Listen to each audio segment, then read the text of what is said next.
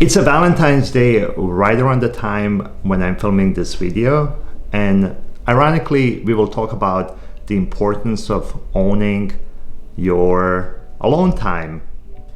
One of the main pillars of building that internal protection and building that firewall is welcoming, celebrating, and owning your alone time. Valentine's Day can be a triggering day for people. It can be societal pressure to either do something, or it can be also a reminder or a message that you're getting from society that you are not where you either want to be or supposed to be. It can be a great day to celebrate the love for yourself, for your loved one, for significant other, for people that mean something to you. And wherever you are in that spectrum, it's important to know how to celebrate and own your alone time.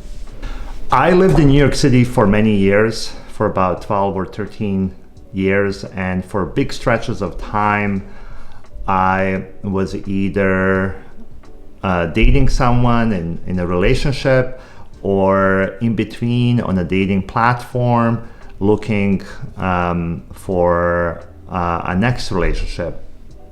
And I was preoccupied with that. I also, ironically, in the city of 8 or 9 million people, I often felt alone. And I even felt alone when I was in relationships.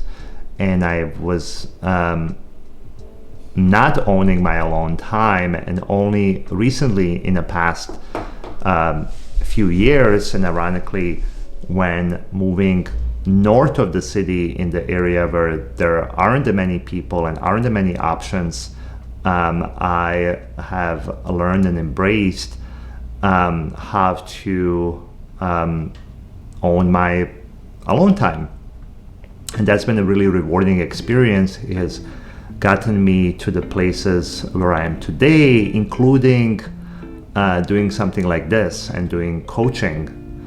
And I'm seeing it as a really important pillar of owning your own healing. If you're someone that tends to put other people's needs before your own needs, and if you've been in codependent relationships where you spend a lot of energy doing what other people wanted, and you found yourself in a place where you are alone, that can be a really scary place for a lot of people. And that fear of being alone can make you more susceptible to getting into other codependent relationships and continuing to play that same movie over and over. And one of the ways to stop that movie is to figure out what works for you in that alone time.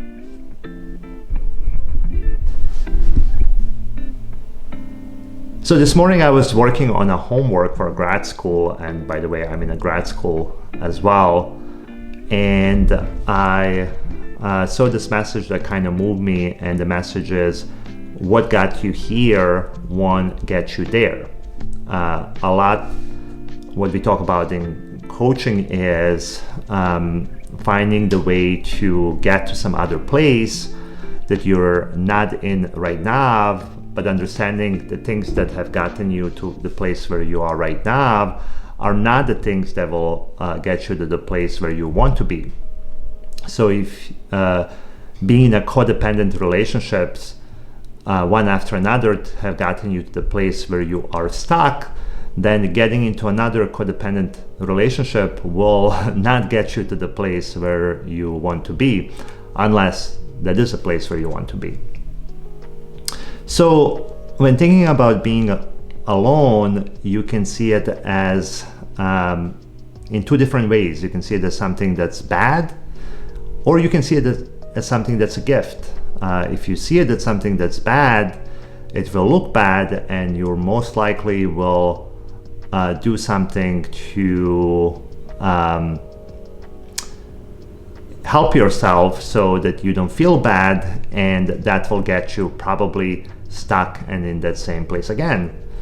Or you can see it as a gift and embrace it and welcome it and really do something with it that will get you to the place where you want to be.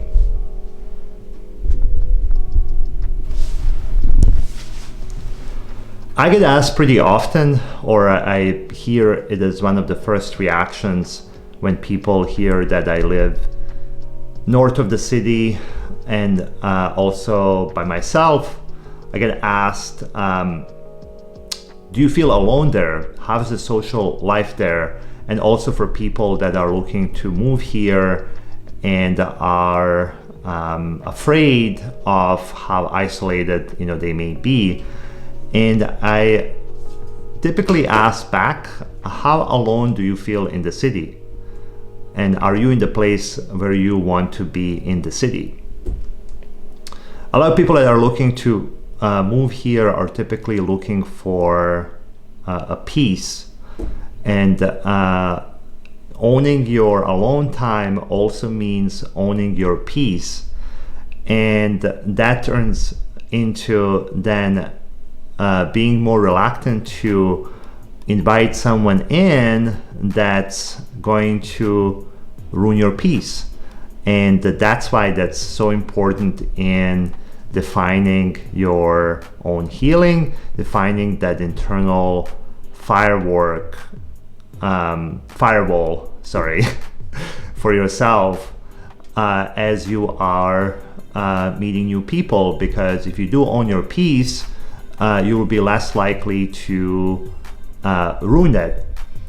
If you don't own your peace and you're working out of fear of not being alone, then how that will end up for you. So I think that's really important to think about. Owning your alone time is also owning your peace.